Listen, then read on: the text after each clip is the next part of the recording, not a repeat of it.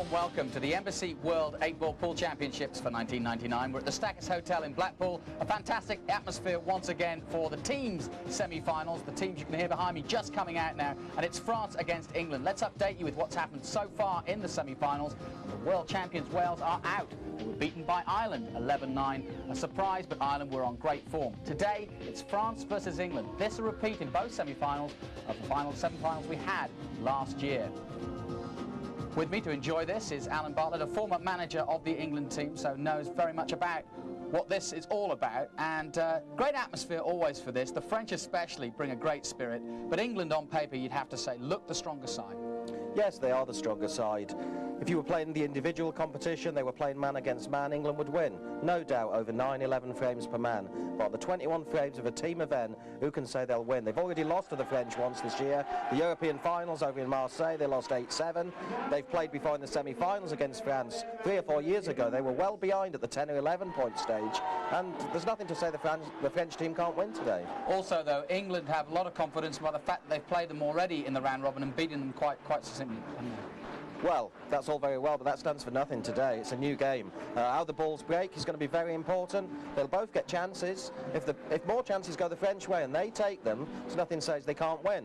Having said all that, obviously we all know that the England team are favourites. Let's talk about the format of the teams game. 7 to a team, and you then shuffle the order a little bit about who plays who. Basically, each player plays 3 games. But for the players, it's tough because it is only one frame, and as an individual, and you mentioned that the fact that England have got great individuals, but the point is, playing just one frame is very cutthroat. One mistake, it's over. Well, you haven't got a chance to get your cue arm going. You can come to the table, the other player breaks, he might even win, you might not get a shot the first game. You come on the table the second game, and you're there, you're cold, you haven't even had a pot. You may come on the first game, the black ball's over the bag, and you've got 7 balls left. One mistake, and you've lost. You know, it is very cutthroat. It's very difficult for the players. All right, traditionally 2 great teams in England and France. This is the lineup for the first session. Jason Twist, Phil Harrison, Mick Hill, great players, all of them really, including the world champion Carl Morris. Oh, it's unbelievable. It's a who's who of pool, isn't it, the England team? And you've got Carl Morris, last year's world champion, Lee Kendall, runner-up, Daz Warder, world champion, Jason Twist, runner-up, Keith Brewer, won more competitions than anyone in the game, Mick Hill, the top new player, Phil Harrison, he was top of the UK pool tour last year. You look for the French team, and as far as individual events are concerned, very few champions except in their own country, but as a team they've played together for a few years and they know all about this and they beat the English. They'll not go in there with a big fear. Well, as you can see, a great atmosphere as we take a look at the French team lining up about to shake hands with the English team. But as you mentioned, yes, a lot of youngsters here. I want to pick out one, Yannick Beaufils, playing very well. There he is, just going through shot. They've got several players on the way up who really could create quite a shake-up here. If England are too confident, the French will come at them, won't they? Yes, I think that's true. I think the break of the balls, if the French get any chances early doors, the English run away, it's going to be difficult. But early doors, if the French get chances and they take them, and you start getting towards that 11, you nick 3 or 4 frames, and you start to get towards that 11, the pressure will turn around. At the moment, England feel confident, they think they're going to win, but if they start to get 3-1 behind, 4-2 behind, and as it gets closer to that 11, then that pressure could well turn. All right, well, Jim Morris, the team manager of England, feels that if England can get an early lead, they may be able to crack the French. Let's see if they can. Jason Twist is up first for England. Let's go to our commentary team of Alec Everanadis and Jim White. Well, thanks, Jonathan. I won't be able to say it quite as fast as Alan, but I have to concur. England, on paper, strong favorites here to progress through to the final.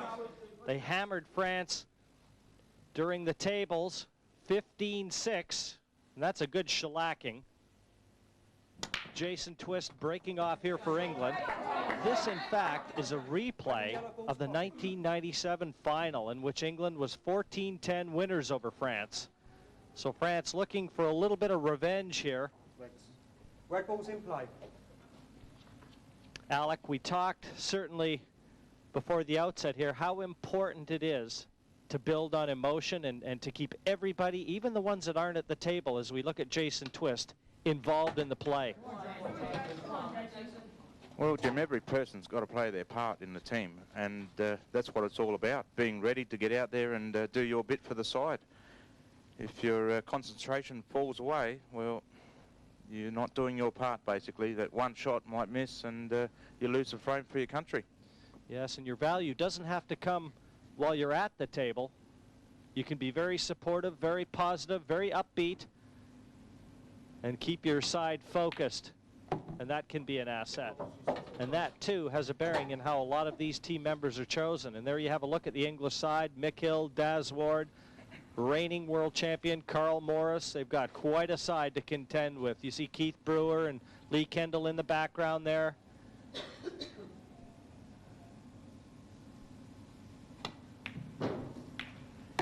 Reads like a who's who in the pool. Great shot. This looks like a super opening from the Tornado, Jason Twist. Cedric Superville, he's got a tall order here, but being the leadoff man, you know that his country's showing a lot of faith and confidence in his play.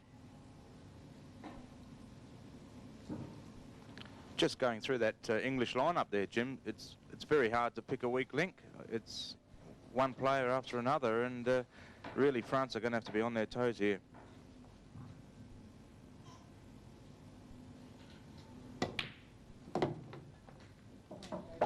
And Jason Twist, a former world champion runner-up.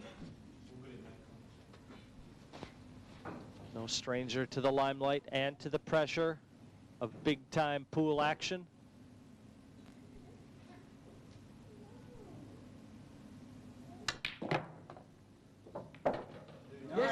Well, has he been lucky? I think he's landed on that red, and what a terrific shot. What an opening, Alec. That's not quite where he wanted to be, but he's going to be very happy with that. I think it'll pass through there, that red with the white. You just have to run through with this and have a fine cut back into the right-hand bottom corner, Jim.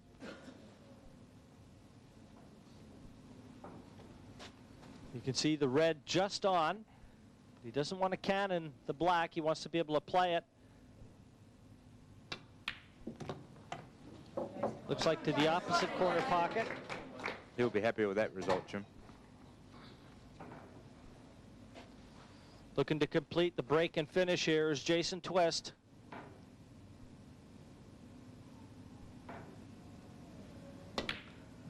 Well, there's the first example of pressure that you're going to see. We know it's there. He knows it's there. And now so does everyone else in the stands and at home.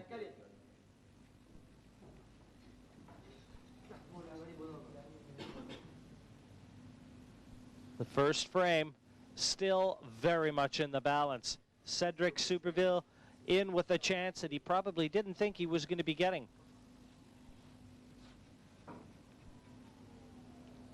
Thirty seconds.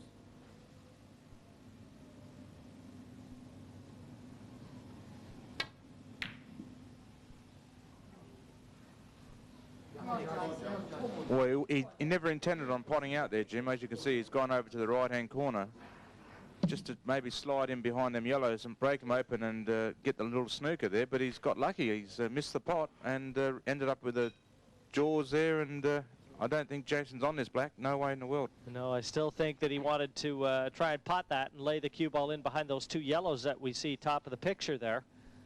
Then the snooker would have been almost impossible to escape from. As it is, he's got an outside chance here. And how often have we seen it where you've left your opponent a chance when he didn't think he was going to get one, and he's put it in.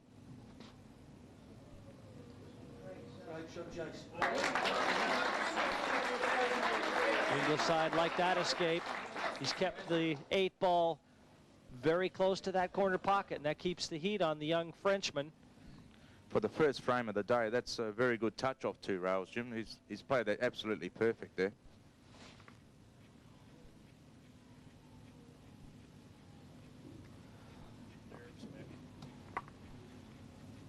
I think he's got to go back to plan A, Jim, and get the white ball back up the top of the table and get the snooker behind them 2 hard yellows on the right.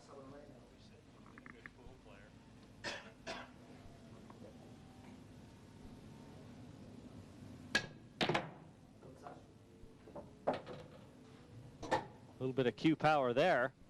The full length of that 4x8 stretched corner to corner and still drew the cue ball back 5 feet.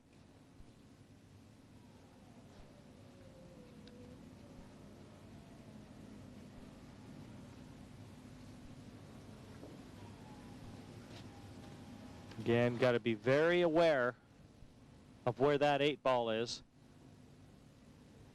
You just get the feeling that he's going to be trying to force a foul 30 seconds. at some stage, and the 2 yellows top right offer the opportunity. Top cushion first, in behind the 2 yellows.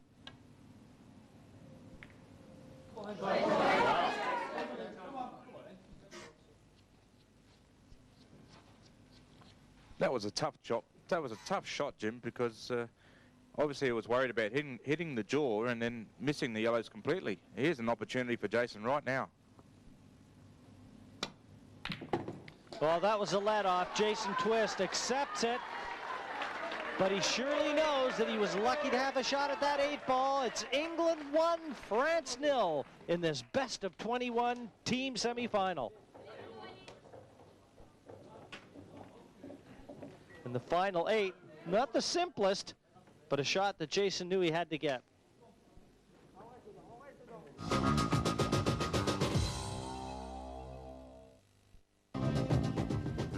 Laurent breaking off here. And against Phil Harrison from England. Important to establish yourself early, get a good break off. Ideally needed a ball down, but didn't get it. So it's an open table for Harrison coming in now.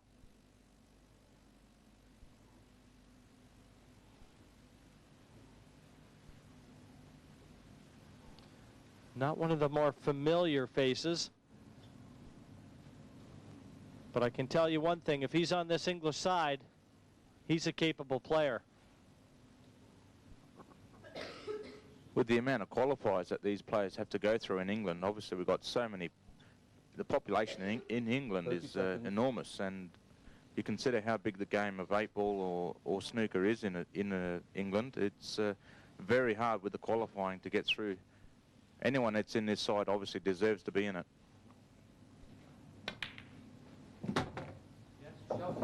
Red ball's in play. You see the opening shot there, purposely developing the other red. He's nudged it towards the top right corner.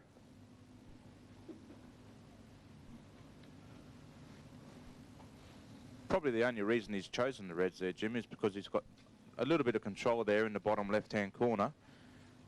And the yellows are all potable, but obviously, you know, he's happy with the control and to pot this red up at the top right-hand corner, or maybe even just slide down inside the rail there and put this ball over the hole.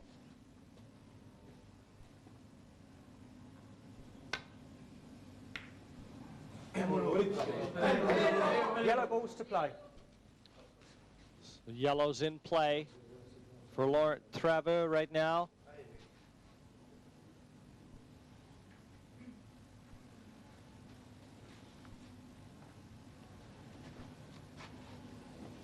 There's one thing that's very noticeable about this French side, a lot of youth, and with it, I'm sure, exuberance. They have to be patient, wait for their chances. Eric Lacaze, center left of your picture, he's the coach. Seconds. Normally you'd see him on the French side, and he's almost taken a more important role now.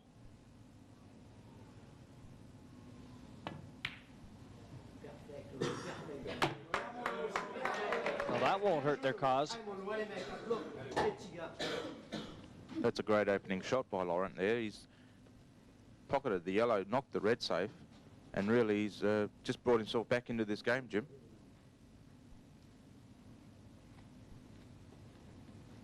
Tough opening shot. He was under a lot of pressure there to pocket a ball. He had a very good winning percentage during all the preliminary matches. 30 seconds. Laurent played 25 frames, winning 17 of them, and that translates into a 68% winning percentage. That's no mean feat. Foul. There we see committing a deliberate foul there just to gain a bit more control.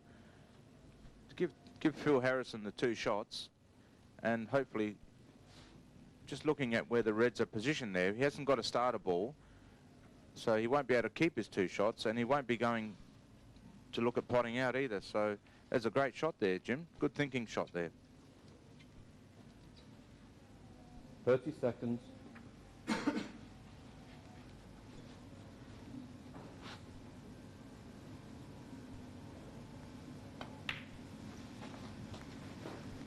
Second visit. That also is a good shot, where he's just moved the red over to the bottom right-hand corner, and he's opened up the other red to go inside the bottom left-hand corner and maybe get control back again.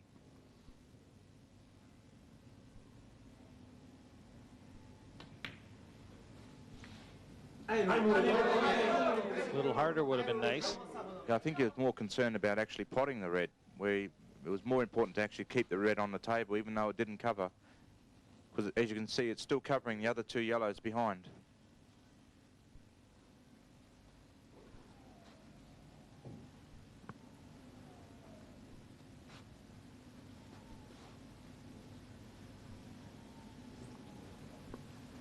You not hear this drilling behind us?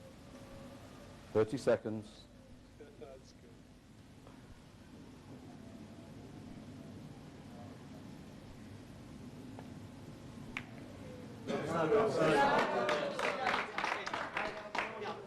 Well, turning into a game of wits. And right now, Laurent Trevor is in the driver's seat, controlling 2 pockets at opposite ends of the table.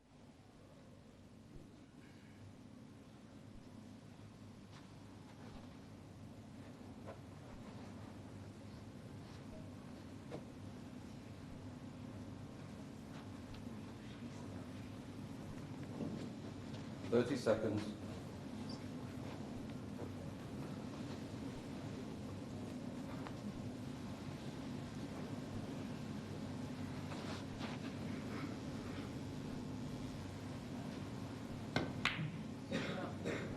Foul. 2 visits. Now, is he taking a bit of a chance there, Alec? Obviously betting that the French competitor is not going to be able to get out with the 2 visits he's just awarded. And he's given him a starting yellow. Well, that's what Phil was considering there. He's trying to decide whether to give the 2 shots or not, but in the end he has. And it really hasn't left it very safe at all. He's got a big chance here, Laurent. 30 seconds.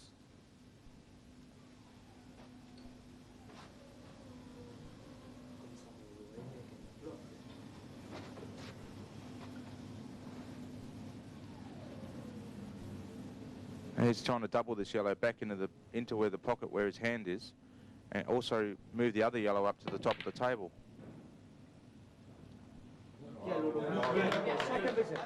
It's not a bad result there, Jim. He's got the opportunity to pot these balls now. They're all on.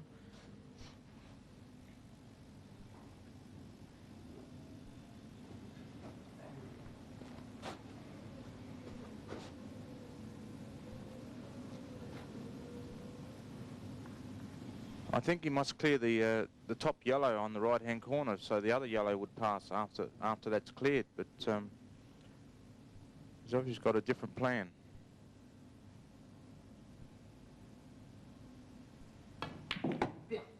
That's a great shot, Jim. He's opened up the black there. I was considering leaving that ball last and just leave everything as it is, and that way you know where you're going. Where you go for results like that, he could have ended up behind the yellow or left himself nothing, but he's ended up with a good result there.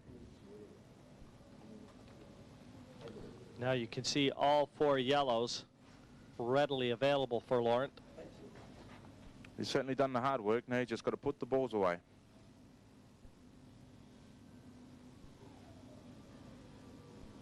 Thirty seconds. Yeah, he's caught that thick, Jim. He obviously didn't have a look at that, because that must have been sitting pretty close to the bottom rail there, and he's caught it way too thick. Yes, that wasn't near as easy as it appeared on the French side, obviously, but you can see the coach, Eric Lacaze, there, just making a few notes. Well, we'll have to remember that miss, Eric.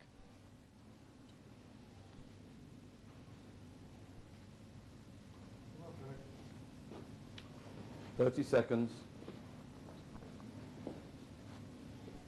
You saw our official touch the table. Phil Harrison is deaf, and these players get a 30-second warning.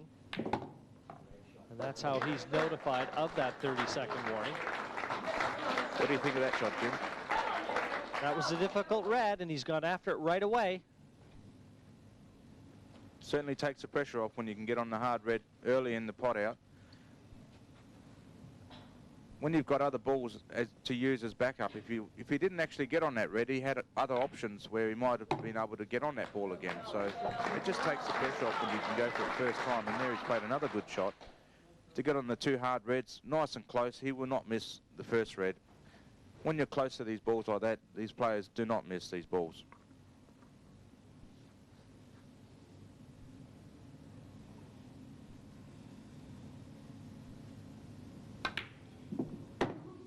Nice soft touch there, nice soft screw.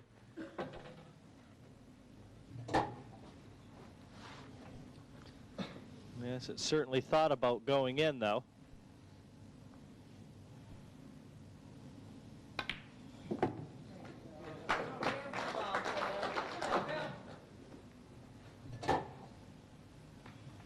He hasn't come across far enough here, Jim. I think he might have to consider one of the centre pockets here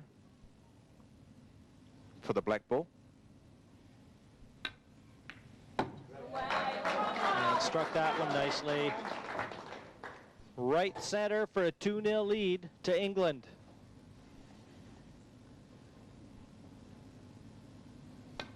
And a good performance from England there. Very happy all around. Phil Harrison has staked England 2-0 in front of France in this semi-final. So Mick Hill breaking off frame 3. Remember, England took France out 15-6 in the earlier stages of this match. So they have to be brimming with confidence. Good break off exhibited there by Mick.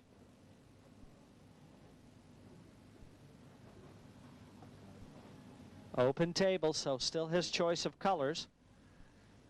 I think there's, I think he'll still be staying with the reds there, only because of that bottom left-hand red covering the corner pocket there, down on the left. Red ball's in play. 30 seconds.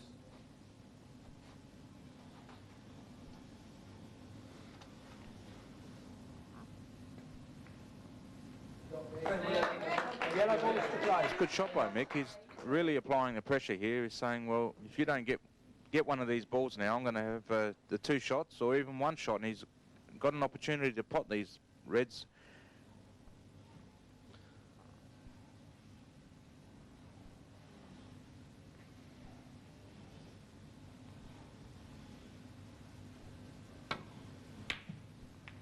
Foul. Well, I can say for sure he didn't mean to do that, Jim. Well, the most awkward red, as we see Yannick Beaufils again committing the unintended foul. Cue ball following through and slotting the red in the bottom corner. But the awkward red in the center of the table as we look is one that Mick Hill is going to be concerned with. He's going to have to develop this red. He may consider a double here, Jim, across the table into the other centre pocket. 30 seconds. He's going after it right away, Alec. Just wanted to get it out into the open. But as he hit it hard enough, looks like it'll pass top right. But already concern. You can see it on all the French faces. That was a smart shot, Jim, because all he's done is just promoted that red, made sure that he stayed at the table with a good shot on his next shot, and really he's just left himself with 1 hard pot, which is the ball on the right-hand rail near the centre pocket.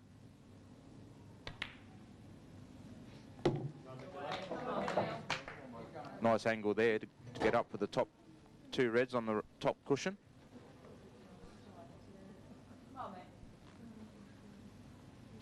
Very good cueing action straight through that plane.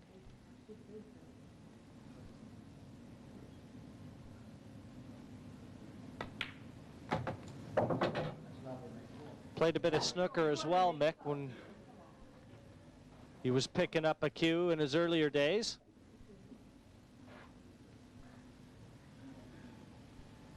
So you know, fundamentally, he's going to be very sound at the table.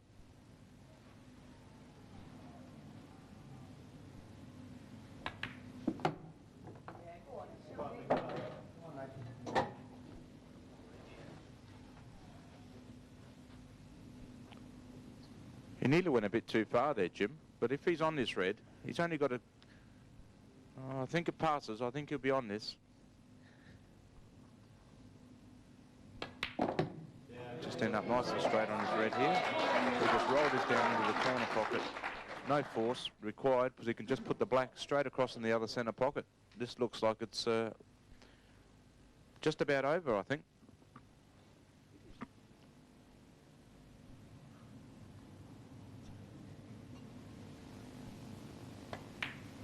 That's in. The simple black. And this is a great finish from Mick Hill.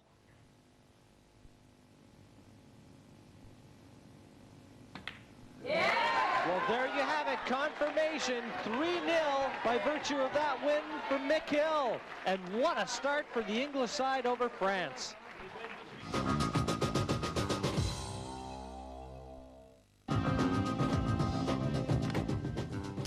Well, now it's all on the French shoulders. Benjamin Varveau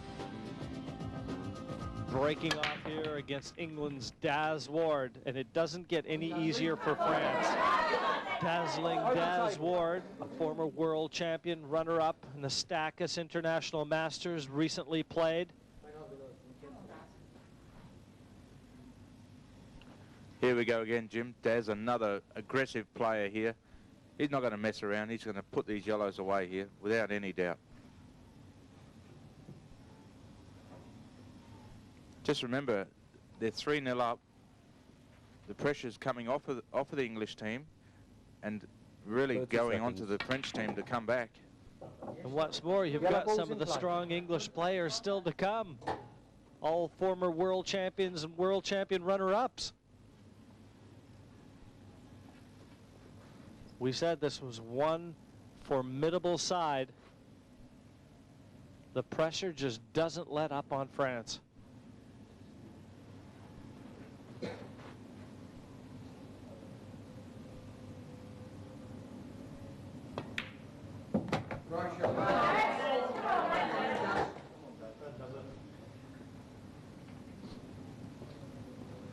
Actually, looks to have a perfect angle on that one yellow to just flick the white into the red and get on the most awkward yellow on the table.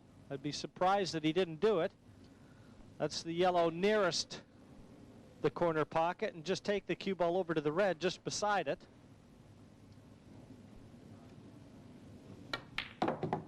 There you go. Only problem is he's hit it a lot harder than I would have. Now he's put the other yellow in danger. All he had to do was just feather that cue ball over into the red, Alec. I didn't understand why he played it with so much pace. Well, he was probably hoping he'd maybe catch it a bit thicker and push it further away from the yellow. He's more of a stun rather than a screw, Jim. Well, he has to leave himself an angle on that yellow to the bottom left, and you can see it right now. He's perfect. Now he has to screw that white ball over to the red and once again free that other yellow. So here we go. This is a big shot here. Couldn't have played it any better, and they know it.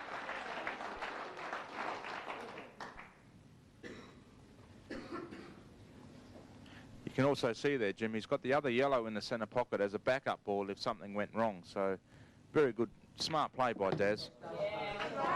And what a finish this has been. There you see the value in being able to see the sequence in how to remove the colors, making your work as easy as possible. The experience of a former world champion at the table.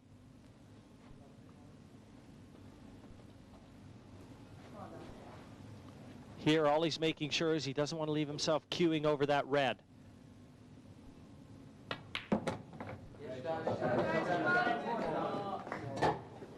Only perfect, Jim. The game is not near as easy as Daz Ward just made it look. 4-0, England now leading France, and this is all one-way traffic headed straight England's way.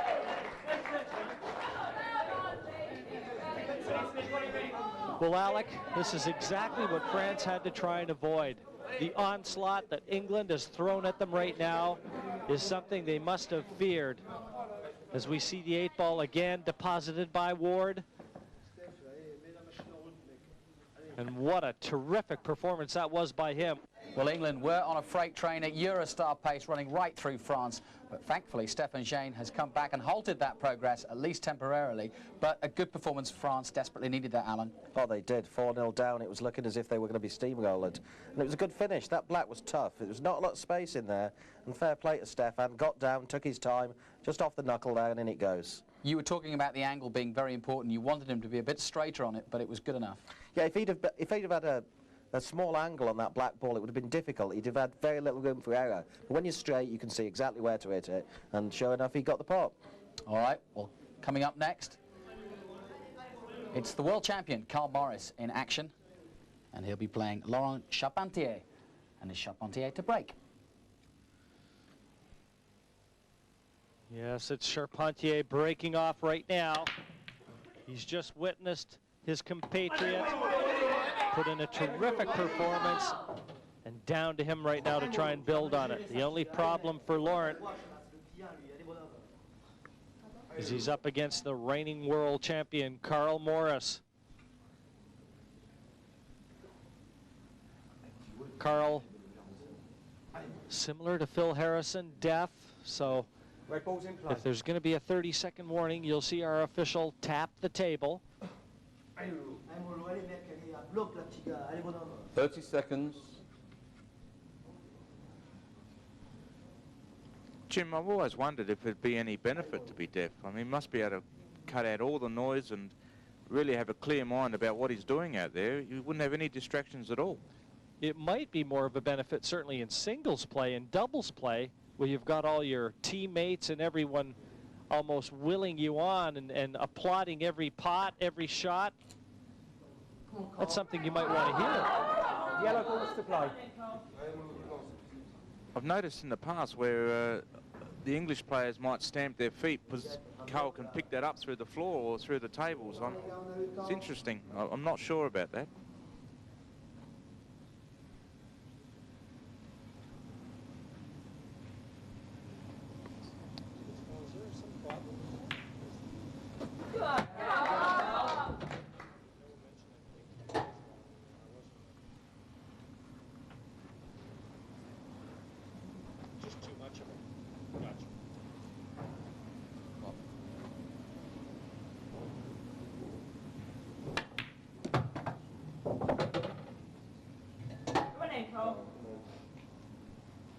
Sitting very nicely right now for Carl. Just a matter of controlling the white.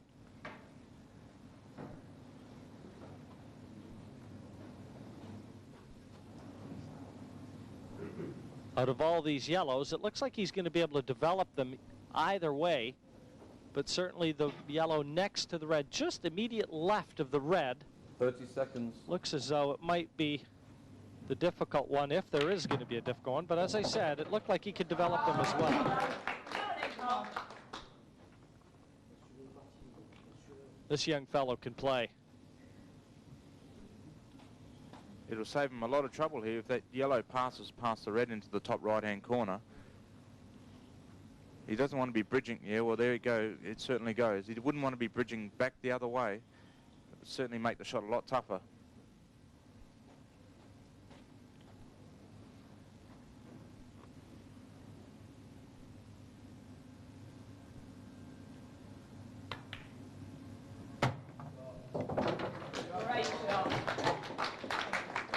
Cue ball just travels slightly further than he would have liked, and you see him shaking his head. Just overhit it. That's making cueing a little more awkward than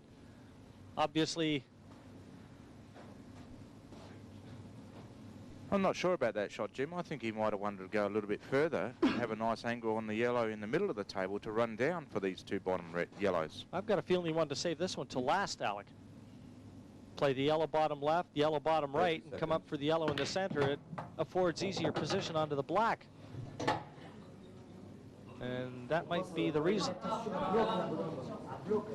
Well, it's a good shot required now. We've got to play the cannon straight onto the yellow.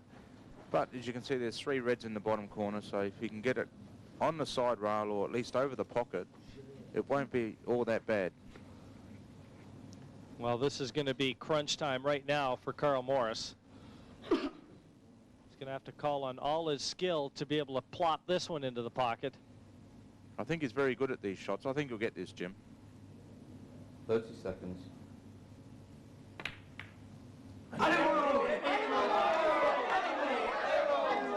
The chance given to France. Unexpected, it has to be said. He's played it a bit firm, and he's certainly left a gap down there for them reds to pass through. So here we go. We should be back to 4-2 and France pulling it back. Well, France could go through and get to 2 by virtue of wins over Lee Kendall and Carl Morris. They might well have just taken out the top 2 players on the English side.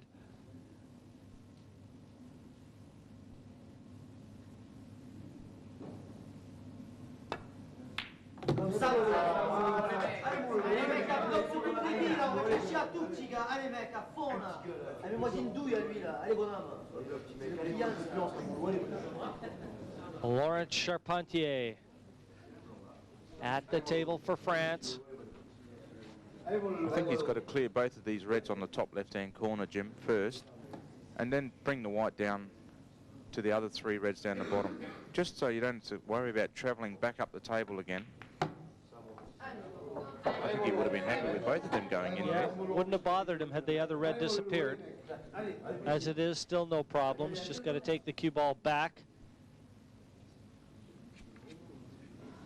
The way that these players think, they don't want to be travelling up and down the table all the time. The less distance they travel, the better they can judge the pace that they're trying to get on their next ball. So very strange shot to be able to be hitting that ball so hard and bring the white ball all the way down, and now he's taking it anyway and trying to come back down again. So strange shot there.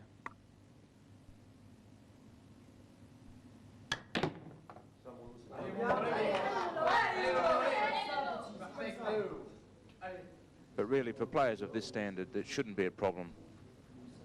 Well, he's got the yellow there to give himself a little bigger pocket than would normally be offered to. So, again, there should be no bother here whatsoever for young Laurent Charpentier.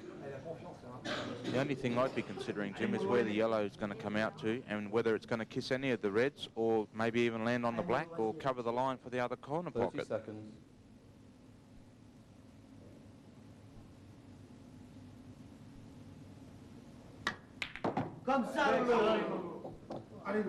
You mean just about like that? Good shout, Alec. That has not made his work any easier. That's why, Jim, when the balls are all on, I don't like to move anything around. I like to see where they are and leave them as they are. And when you play shots like that, you just don't know where they're going. It's very critical. I think the problem right now for Laurent is he's got to avoid contacting the yellow on the bottom cushion. I think that's the reason he's taking a little more difficult red.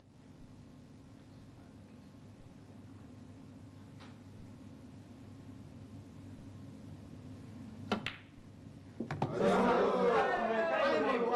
the important shot. Position from the last red to the 8 ball.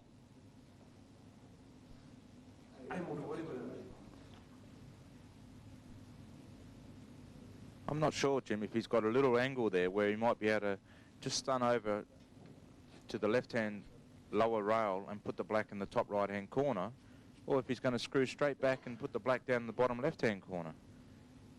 Just depends. I think it looks a bit straight. I think he might screw it straight back.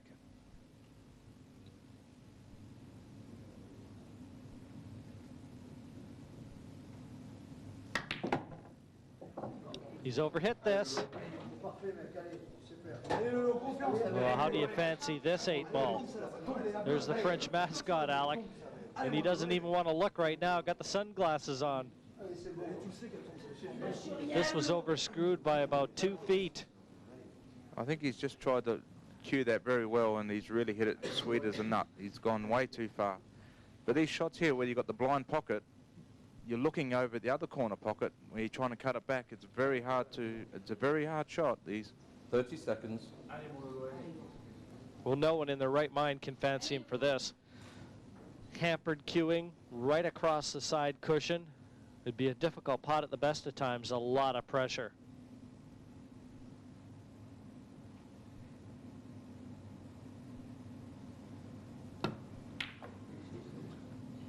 You just couldn't fancy him for that. Now down to Carl Morris. It's all going to be about pace of the white, but this was tough. It's a tough shot, Jim, but you've got to believe you're going to pot them balls. Well, he had no choice. The yellow was almost a guide for him to a line.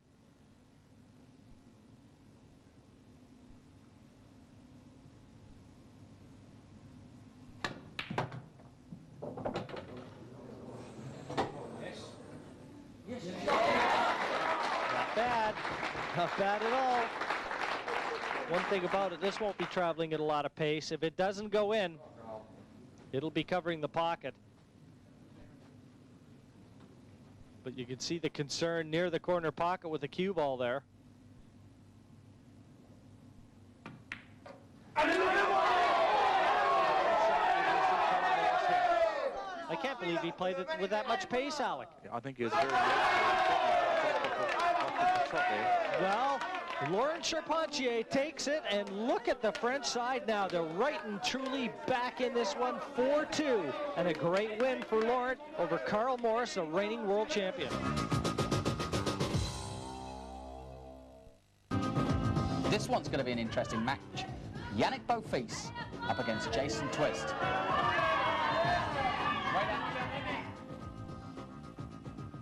The French side breaking off. Young Beaufils up against Jason Twist. It was noticeable to see Keith Brewer smiling. Easy to smile after. There'd have been no smile if he'd have been on the wrong end of that result.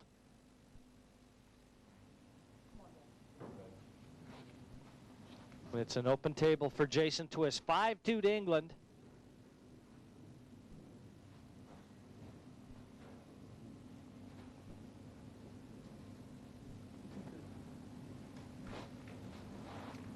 Jason Twist, a former world champion runner-up. One of the mainstays on the English side has been, since this event's inception,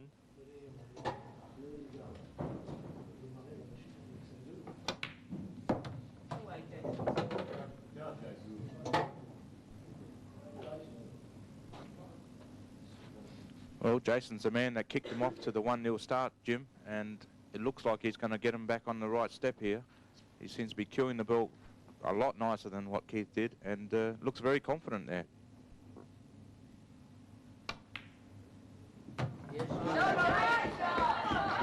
Perfect positioning there.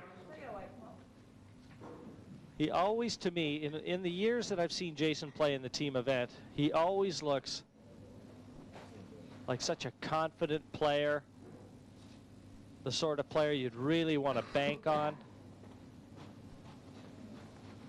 I'll bet if they took the results over the years, his might be some of the best. Certainly once they've gotten to the televised stages anyway.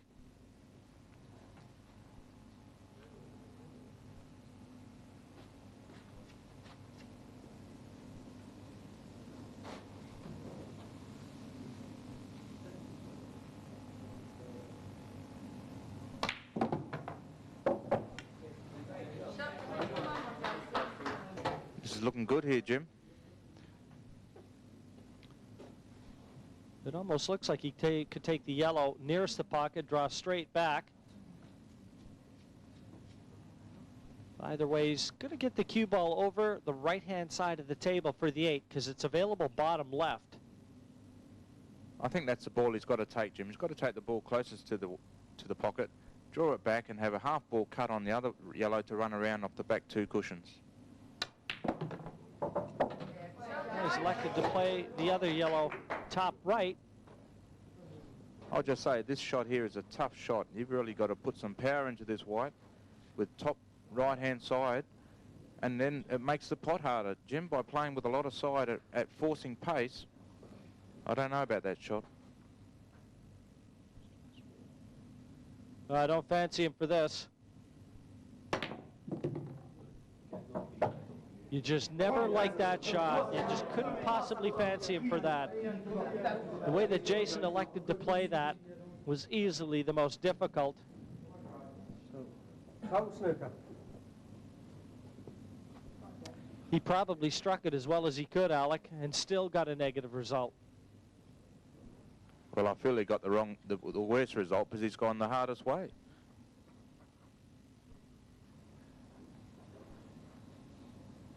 And now if he doesn't contact this 8, could be over and out.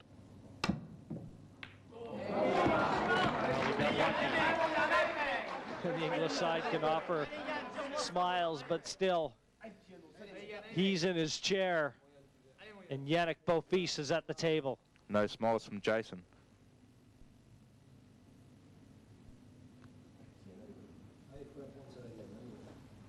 I think he'll be happy if he can get another visit. I don't like his chances, though.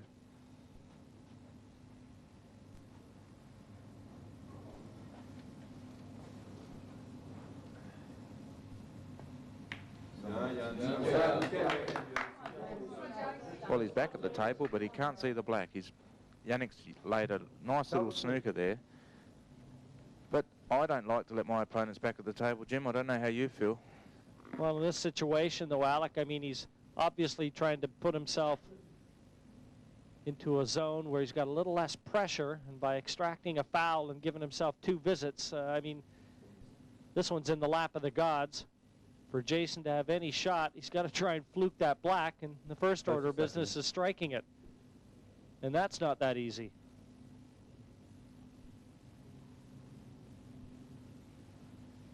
Well, that's not bad. He's kept that black in close proximity to the corner pocket. The French side can't believe the cue ball stayed out.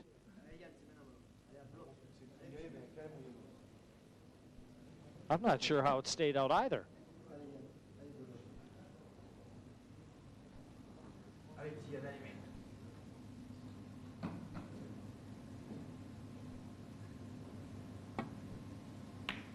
Well, that was an important red. And you could see by the way he actually was moving around on the shot how important it was. He was under a lot of pressure on that red there.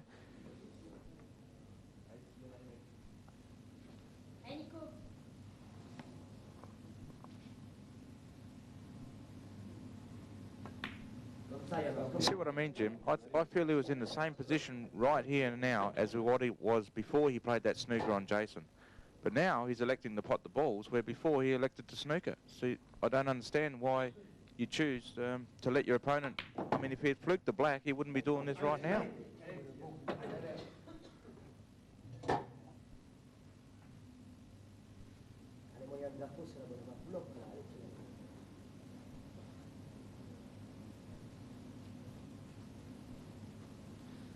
Well, we've said many times that sometimes nerves can manifest themselves in different ways, whether it be cueing action or fidgety movement even in your chair, and certainly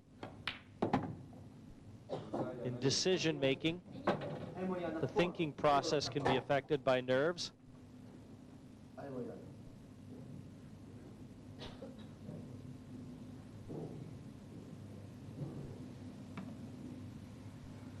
I always like the statement made by Jimmy White talking about snooker is to be able to play like it means nothing when it means everything. Well, pressure is only what you make it to be, Jim. It's the way you handle it and the way you do what you do at the time.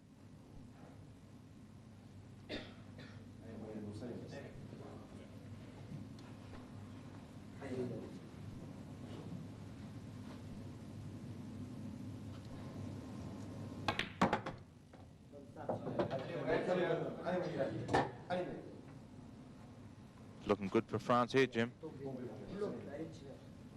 And they're hanging tough, aren't they? Staying right on the heels of the English side. Held his nerve well. Did Yannick Beaufils completes the victory. Pulls one back, 5-3 to England. Benjamin Varvo up against Phil Harrison.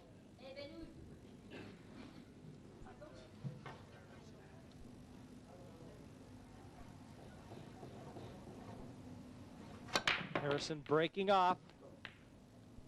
Won his first match. Now he wants to continue the trend.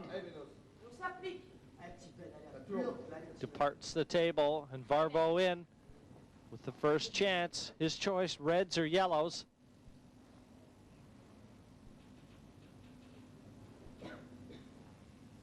Almost looks like he may be forced.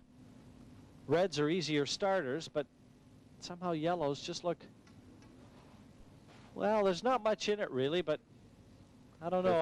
I might fancy yellows for no other reason. I think I'd take the reds, Jim. Well, he's gone for reds. I think he's just cleared the only really tough ball he had. And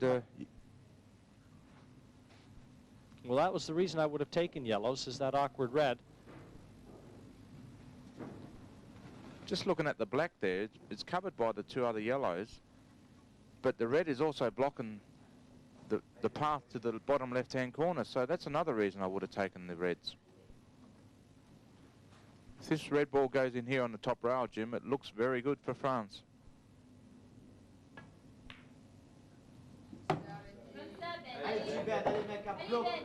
They look like a different side that started the semi-final. I think they've just settled down. Just settled down and really just taking their chances now, which is what they have to do. They have to apply the pressure, and really I can't understand why England were under pressure when they were 5-2 up, 4-2 up, and lots of mistakes were coming out of England.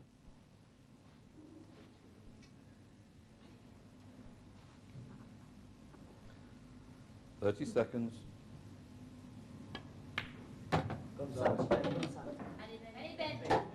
This looks very promising here. I remember Benjamin when I started here about 6 years ago with my first titles, and he was only a young junior then, and now he's up in the senior ranks, and I think he's been here every time. We're talking a lot of experience with this gentleman. Well, France is the reigning European team champions.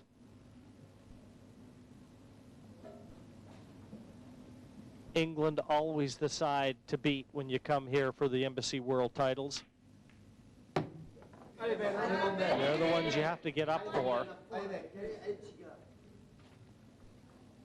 France squeaking through to the semifinals.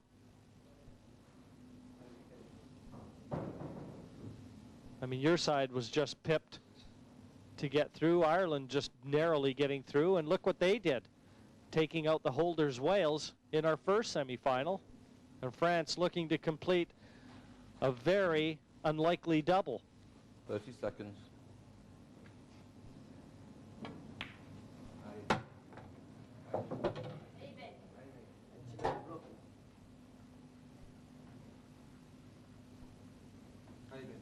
Comes down to this shot here, Jim. I think he's just got to bring the white ball back to the middle of the table, but he hasn't got a lot of room to play with there. That's somewhere where he wants to be, but there's not a lot of room.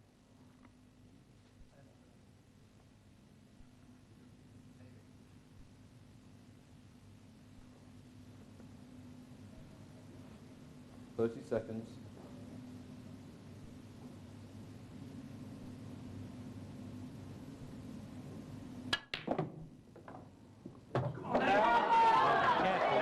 Ball could find a path into the middle pocket from that angle. Look at where the cue ball's coming into the center from. You can't believe there's room for it to go into the middle. Disaster in the form of that in-off. And what a let-off for Phil Harrison in England. I don't understand why he actually marked the middle of the table where he wanted to be.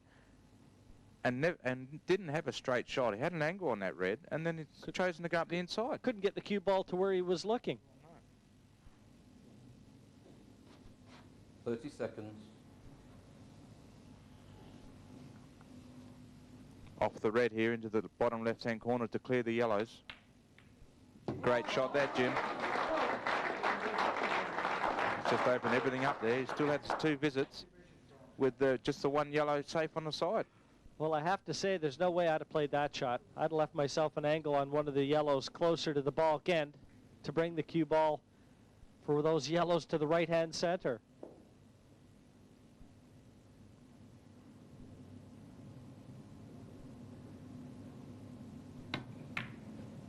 That was an important pot. He wants to maintain his 2 visits.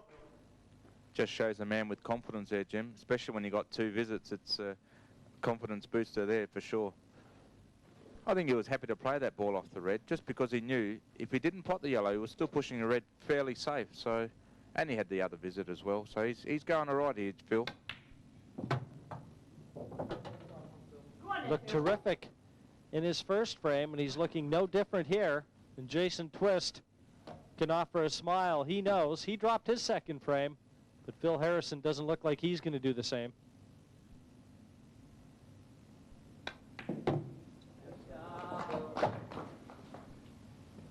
A little close to the side cushion for comfort. Yeah, but he's got on it straight, so he's going to have a nice shot on the high yellow on the left-hand side of the black.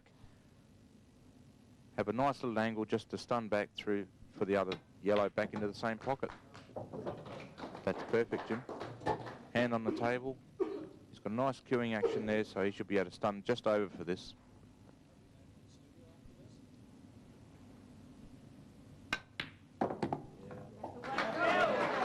He has looked solid.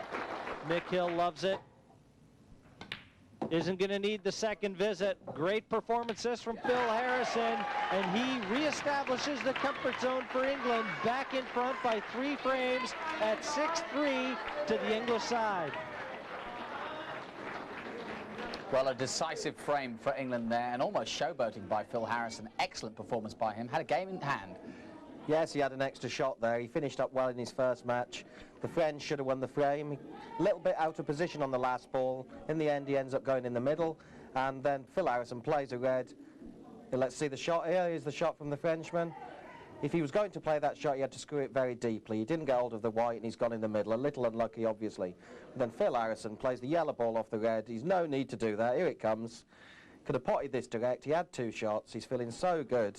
And after that, it was all plain sailing. Fantastic pull. And the difference between 6-3 and 5-4, big, isn't it? Still playing catch up the French. It's difficult, isn't it? Well, it's 6-3 at the moment. Can the French come back?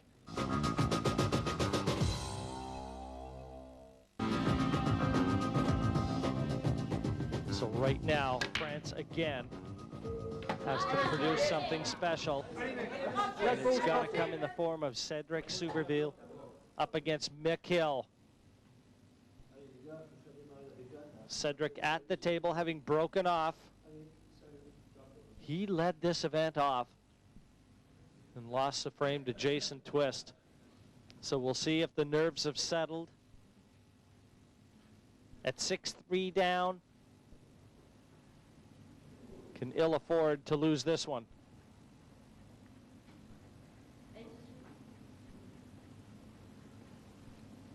.30 seconds. Red ball's in play.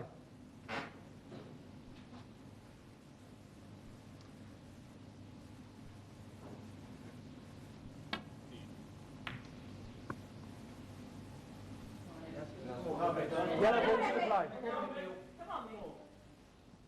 Well, right now, Cedric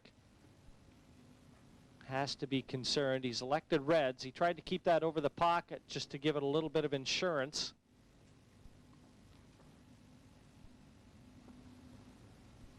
But we know Mick Hill, he plays with very reckless abandon. I think that's why he chose to try and cover up straight away, Jim, to get a bit of control in this match.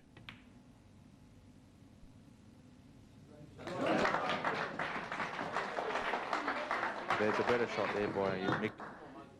He's covered that absolutely perfect. That's what you call good judge of pace, off the two jaws and perfectly over the centre.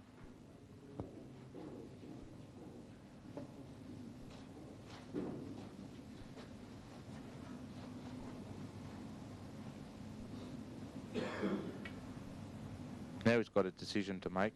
Does he put the red over the pocket, or does he pot it and clear the other red from the bottom left-hand corner?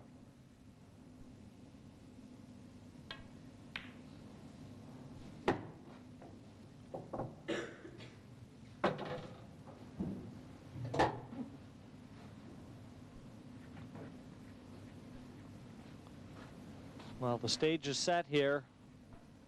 The Stackis Hotel, right on the Queen's Prom in Blackpool.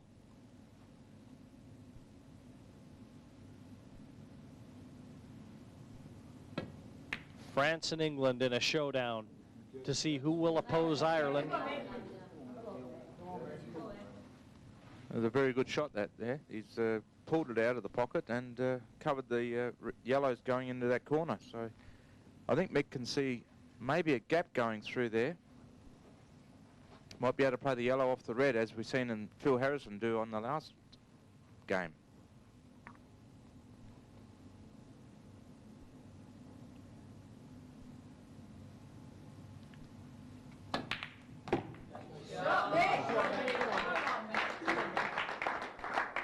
Another great shot.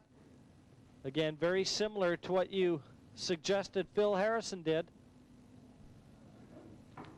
Talk about taking the bull by the horns. He doesn't look happy about it, but he should be. That's a fantastic result there.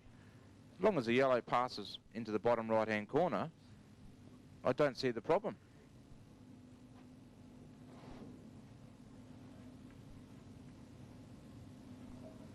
.30 seconds.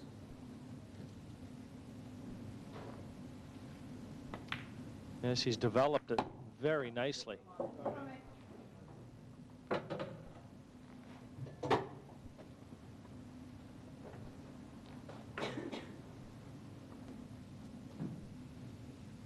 Ball over the bottom left-hand corner here, Jim, to screw up for the yellow on the top left-hand side rail there.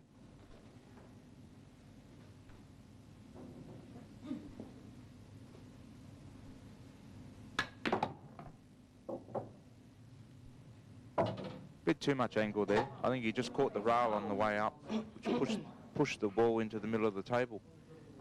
But he's got a couple other backup balls there. He may consider the ball next to the black there, Jim.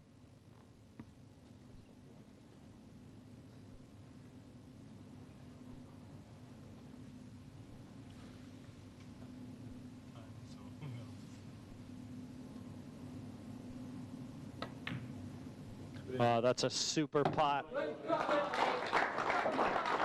The finish line right in sight now.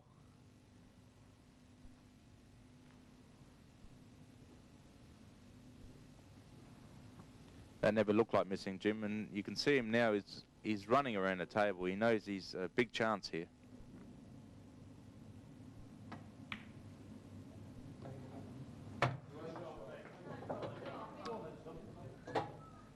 What are we going to do with that yellow near the black, Jim?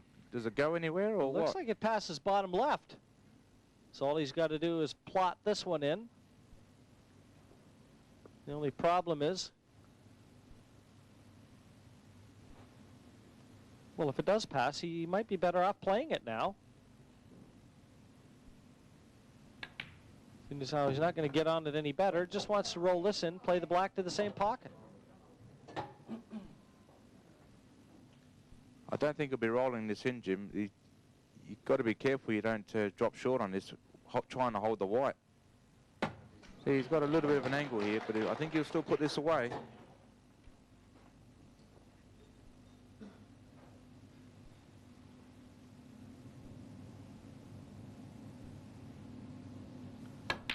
Just like his first frame, a great performance from Mick Hill, and he again puts his best foot forward. Now England over France, 7 frames to 3.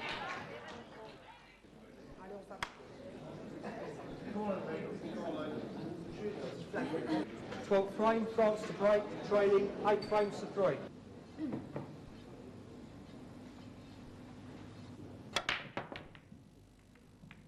The man having broken off Laurent Charpentier. Slotting a ball off the break. A lot of power in that break, Jim. You notice the white jumping around there. He's actually done well to keep it on the table.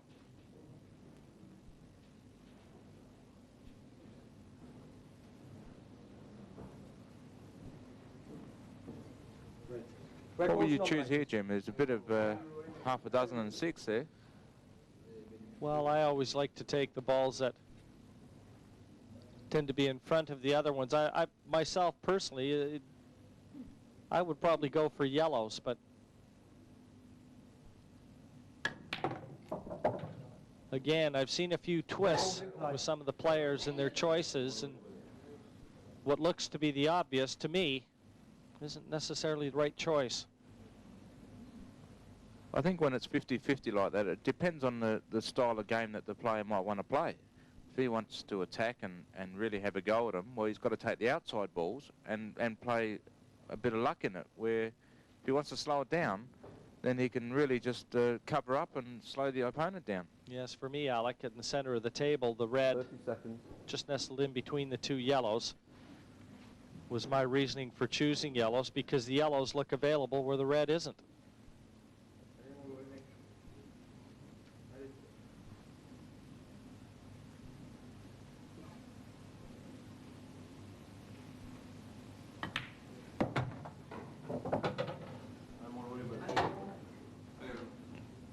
I'm just wondering, Jim, if that red that you just mentioned there does pass into the corner pocket there on the bottom right.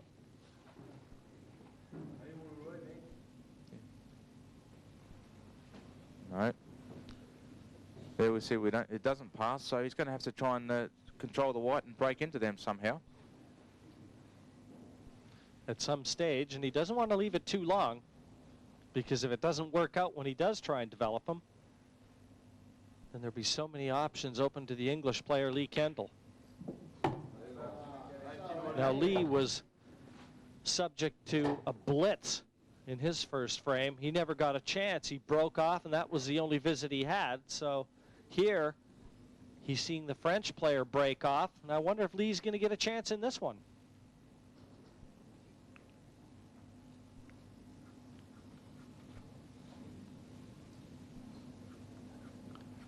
Charpentier looks very cool, steely almost. Ice water running through his veins.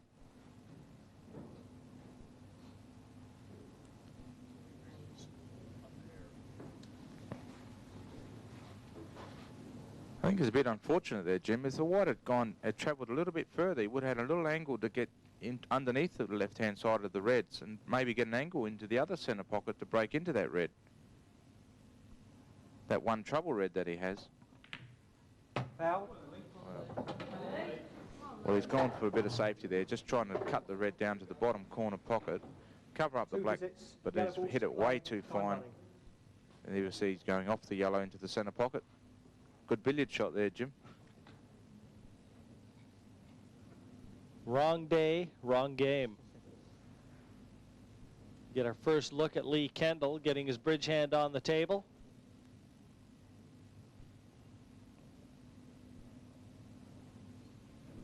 Now we'll see how Lee maneuvers that cue ball around, because we know he's got a little work to do. Those yellows are available, but only if the cue ball can find the right position with which to try and attack them. And remember, he does have 2 visits, so if he elects to try and dislodge them and leave them on, that can work in his favor too. Well, that one thought about dropping before it finally disappeared. And he didn't want to relinquish the 2 visits that soon.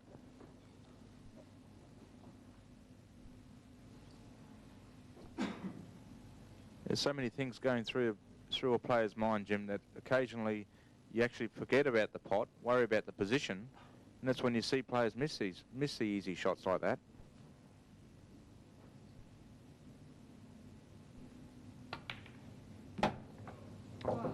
Well, as he lined up the plant on the yellows, If he hasn't, I think if he plays directly into the front yellow, you can see the plant is lined up, but he may be better off shooting right into the yellow, because then he's going to clear both yellows, leave himself right on. I think there's a bit of a gap between the two yellows, Jim. If he plays it directly straight on, I think that he'll miss the pot. I think it's more important here to actually maybe even waste one shot and open them up. That's what you're saying? Yeah.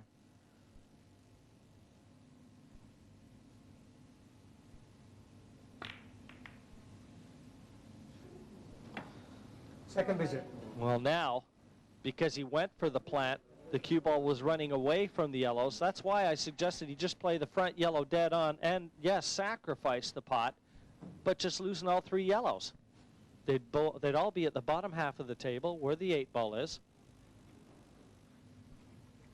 He may be a fraction lucky as well that the red didn't cover the line of either the black or the yellow on the bottom row there. 30 seconds.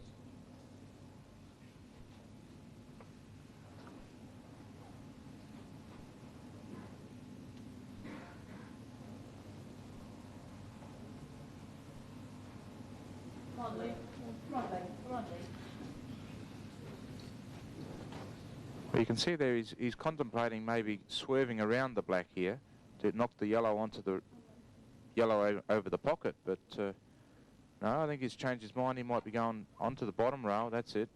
Oh, look at that. That's a good shot, Jim. Put the yellow over the hole and left him nothing on the red there. Yeah, good positive way to leave the table.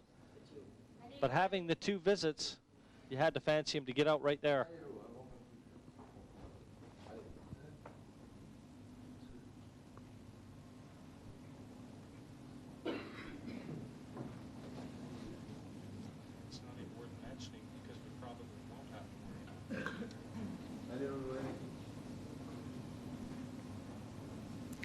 You notice Lee's not even sitting down, Jim. He's ready to get back at the table. He knows he's going to get a shot in a minute.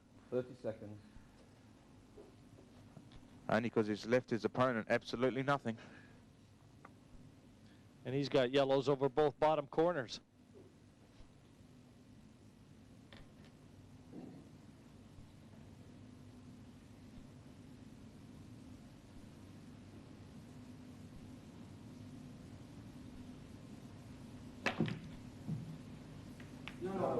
Foul. 2 visits. Well, the last thing he wanted to do was foul. It has to be said, Alec, that Lady Luck has not smiled on the French team today. They've had some cruel turns of fate. But when you're in trouble, you've got to play the great shot. He played a really good shot, but lost control of the white. He's put the black safe, but unfortunately gave 2 shots away. Now that's going to happen. When you're in trouble, you've got to play the good shots well.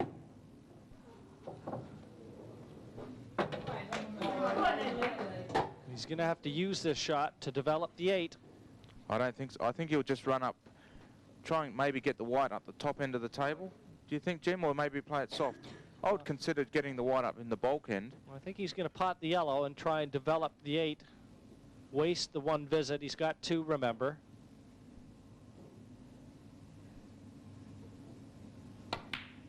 That's the shot. Get up the top end of the table. That isn't hard enough. Oh. You know what I'd have been tempted to do, Alec, is just use that red. I'd have played the 8 onto the red to leave the 8 over the middle pocket. All he had to do was drop the yellow in. Little surprised Lee didn't see it. He might have been a little worried about potting the red, but you just concentrate on getting it into the cushion with enough pace, and the 8's going to come out over the middle pocket.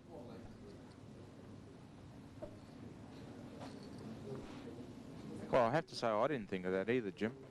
I thought just go up, get on the black, and maybe a soft double into the bottom right-hand corner with your second visit to play.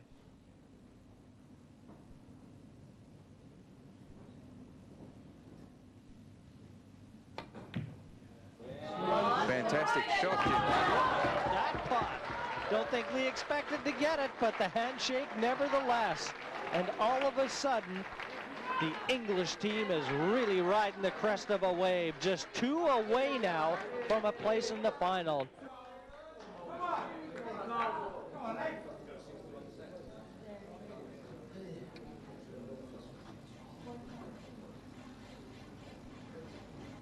Carl Houdini Morris gearing up to break off here. It's frame number 13, 9-3 to England. And 2 reds disappear. Red ball spotted.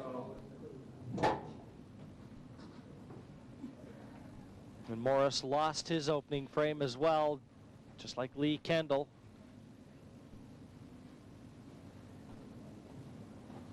And you know there's a lot of pride on this English team. These guys don't like to lose their frames regardless of what the team's doing. It's all about the team, of course, but they want to do their part. They want to be able to say they were a part of the victory. 30 seconds.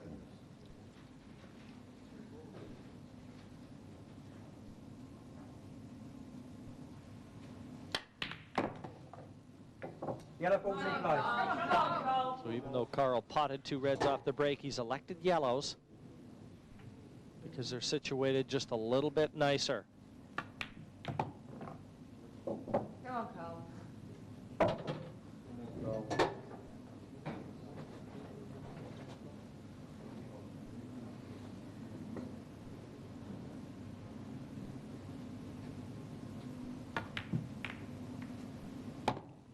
Wow, that's perfect. Couldn't have worked out any better.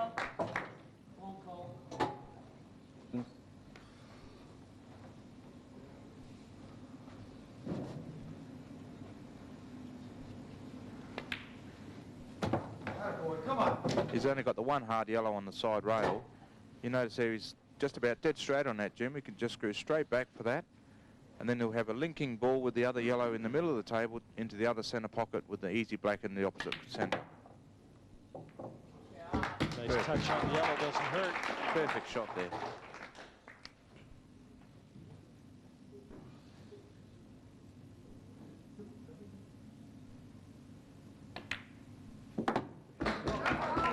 Made this look like a road map finish. No problem whatsoever.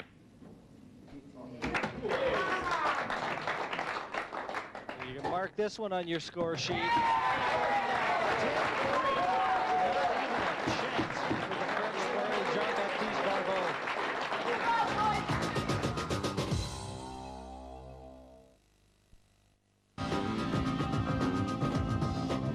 Frame, France to break.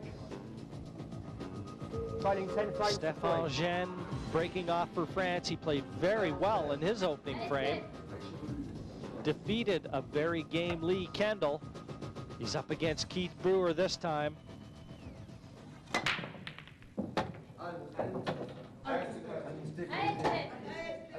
Yellow ball potted. Yellow down, open table. A possible 8 remaining. France want them all.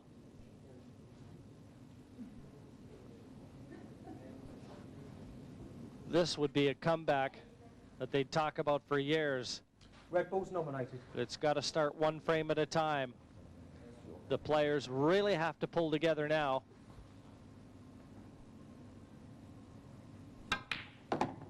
But what a tall order, Alec. Red ball's in play. Well, we know how tough it is when you're so far down, but like the confidence that Carl Morris just showed is the confidence that you can feel from the whole English team.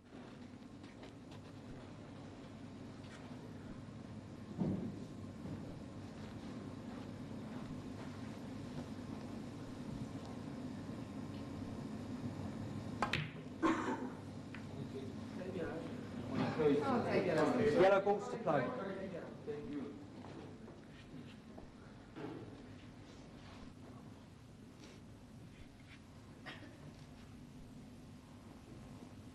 Well, here we go. He's under pressure straight off here. He's that's Stéphane Jean. He's certainly promoted his balls in a nice position there.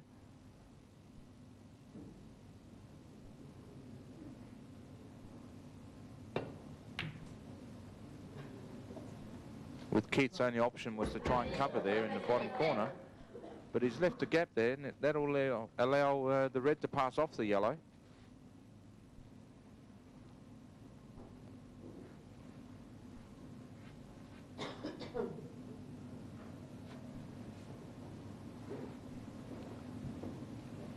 Well, Stéphane Jean does not want to be the last French player to be at the table in this match, and Keith Brewer does. 30 seconds.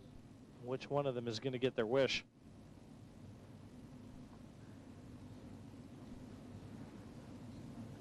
There's a good shot required here, Jim. If you can pull it off, he's a big chance to finish off this shot. No problem at all. Looks like he's got the red bottom right. Well, that's his only trouble ball. So if he's on it, that's a bonus. I think he tried to kick it out, but that's just as good. Look at that. There you go.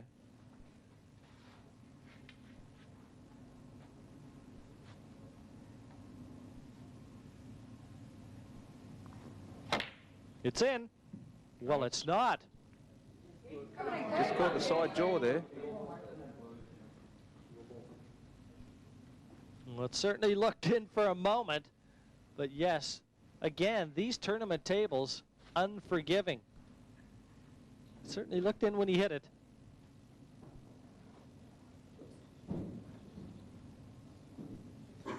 He still hasn't left Keith anything easy here. He's got to play a good shotty on his first shot and then try and cover down this bottom left-hand corner. As you can see, the reds, two reds there in that corner and the black, and that's the main pocket.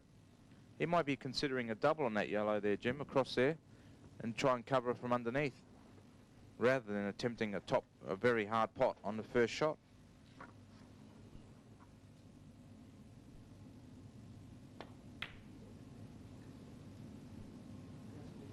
Okay.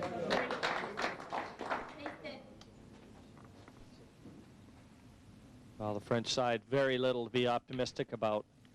They're facing a mountain right now. It's a great attempt, but he's unfortunately left him on the yellows down in the bottom corner. Keith's really going to cover up here and leave him absolutely nothing on this shot.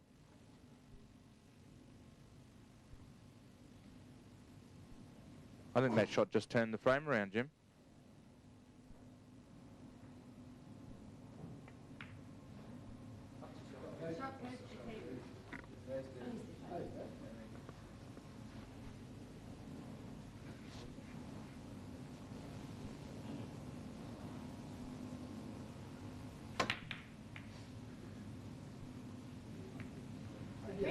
Okay, come on, kid.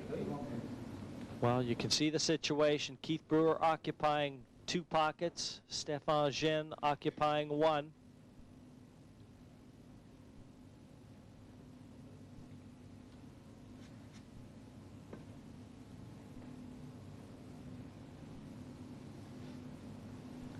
Alec, difficult to see who exactly is in a better position right now.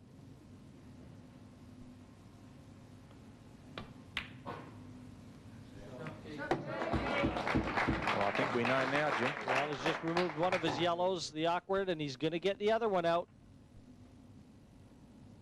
Get it away from that corner that is being occupied by Genne, and then it really turns. He's going to attempt to pot this in the bottom right-hand corner. If it misses, he'll cover. If he gets it, he should end up on the side rail there to run that other yellow, which is on the rail, down to the same corner. He's going to try and kick them out, I think, and he's ended up pushing it safe. It's a good pot, though, Jim. Good, forceful shot. Cue ball, leapfrogging. I'm not sure exactly where he was trying to go with that.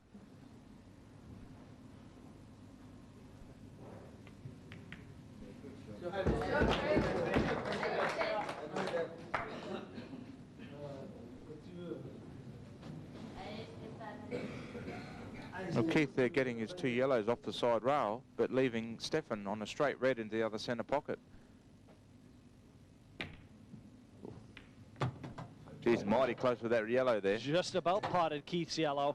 But he was unfortunate there with the result because he's pushed the other red to the bottom rail. If he had happened to have got under that, he maybe could have played the plant onto the top 2 reds there.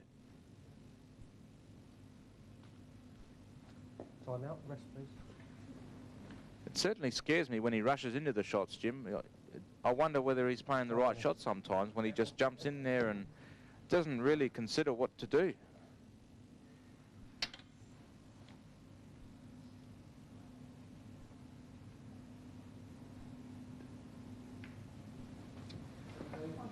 won't be terribly happy with that shot. He's given up his turn, but he's not covered the yellow as desired.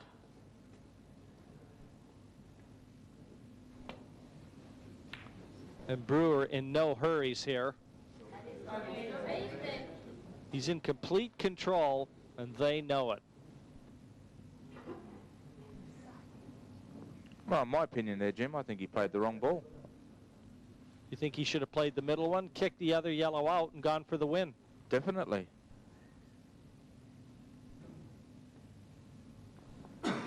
Yes, he's given Stefan Jean another chance, and again, he's not covered the yellow as desired. And you can see him muttering to himself.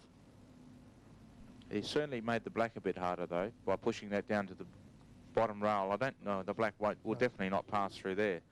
So now Keith's got to consider this black ball. He might be able to pot this with the white coming down and maybe open it up, or use the one in the yellow in the centre pocket.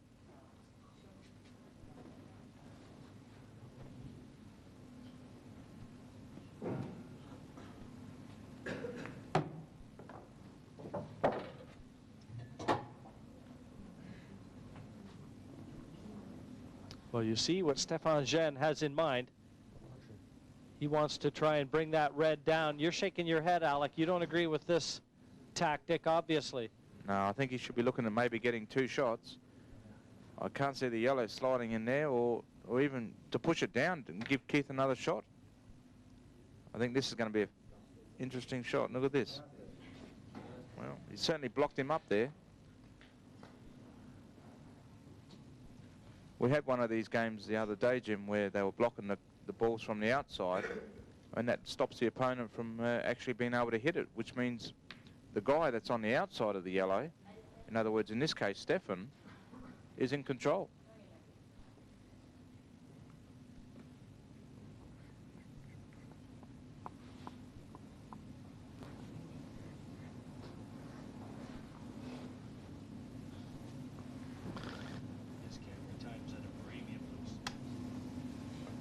Foul. 2 visits. Stefan there committing the foul, because obviously he doesn't want to open up the black. The black's nice and safe at the moment. He's quite happy with the situation down in the bottom left-hand corner for the moment. So he's just putting it back onto Keith to say, well, here you go, you have 2 shots and see what you can do. Good move to bring that other yellow down to the corner pocket. He's having a look at it. 30 Obviously, seconds. he's looking at it. Oh, this is a great shot. Just cleared the black. Second visit.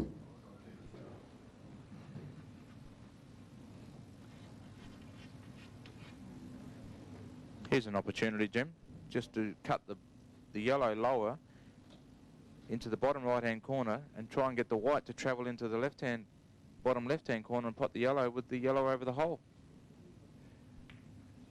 He's obviously in no hurry and just trying to make sure that he actually wins the match for England. I don't think he wants to go to the next round. This looks a bit soft. There's a foul. Foul. 2 visits. Come on in, Keith. Okay.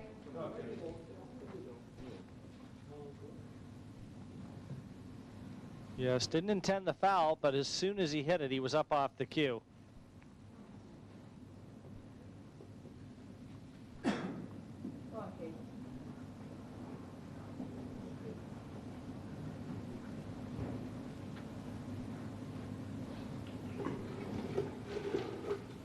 That yellow over the bottom left is the problem.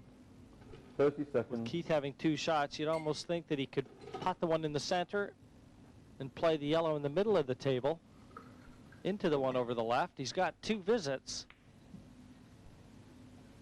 Second visit.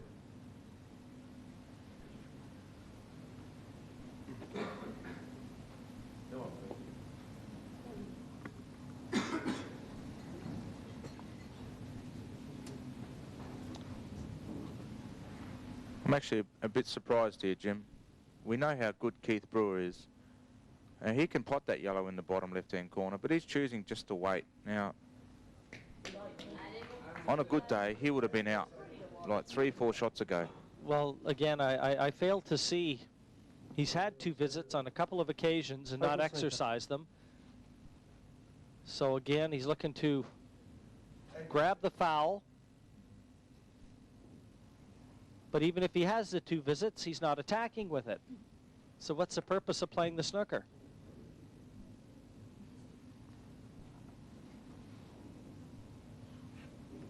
Just goes to show how much confidence means. A lack of confidence means he's not going for the pots, where normally he eats them up, he loves them. Also considering the score, they're 10-3 up, they really should be attacking and saying, well, here we go, this is it, finish it off. 2 visits. Well, surely now he must play the yellow into the other yellow. He's got his 2 visits. He's got a chance to play the yellow down to the bottom left.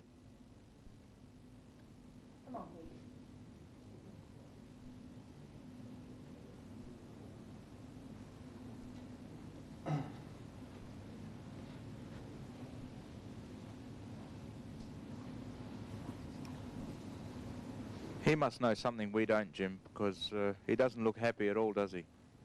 30 seconds. Well, he is such a good player. You know, I think that he sometimes gets bogged down by his own mind. His mind is always thinking tactics. And he doesn't allow himself to put his best foot forward. When he's had his best season, last year he was the runner-up in the Embassy World Individuals. And he did that by potting. I mean, sometimes you can outthink yourself. Into a state of confusion, basically. Yeah, he's surrounded by confusion.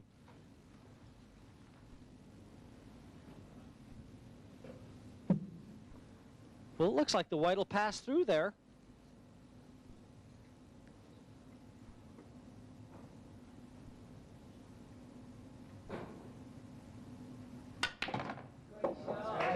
Well, we've known that all along, Jim. We just couldn't understand why he didn't go for it.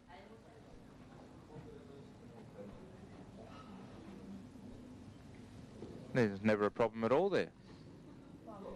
Well, if nothing else, now he has to go game. He's still got 2 visits, remember.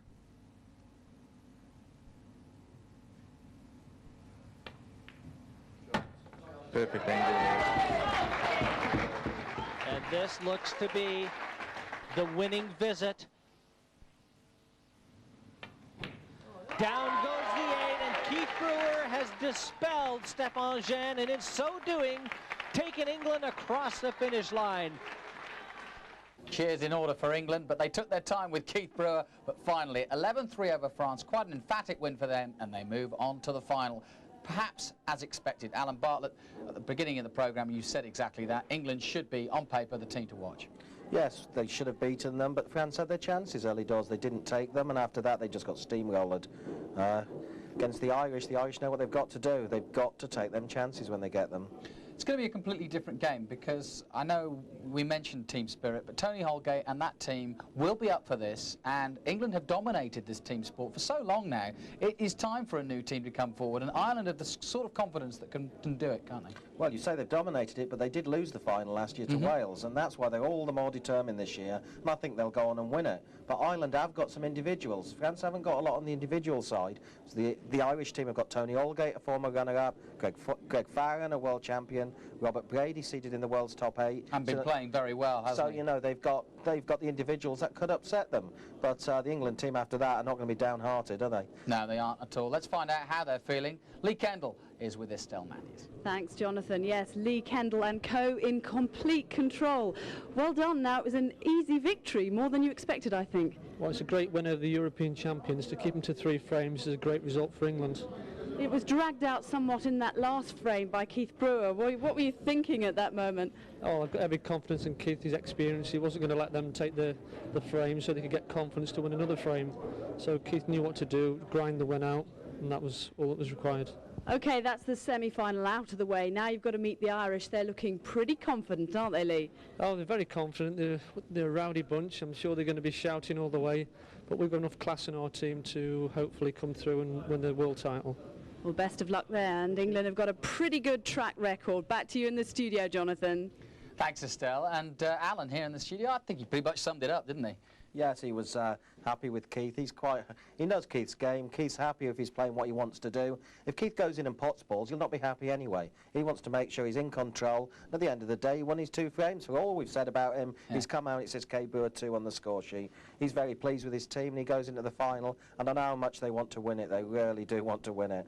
But Lee summed it up, hasn't he, in many ways. He says they're going to be rowdy, they're going to be enthusiastic, but we've got the class to beat them. Yes, and they've played against each other lots of time. The rowdiness isn't going to put them off. The England team are just too good for that.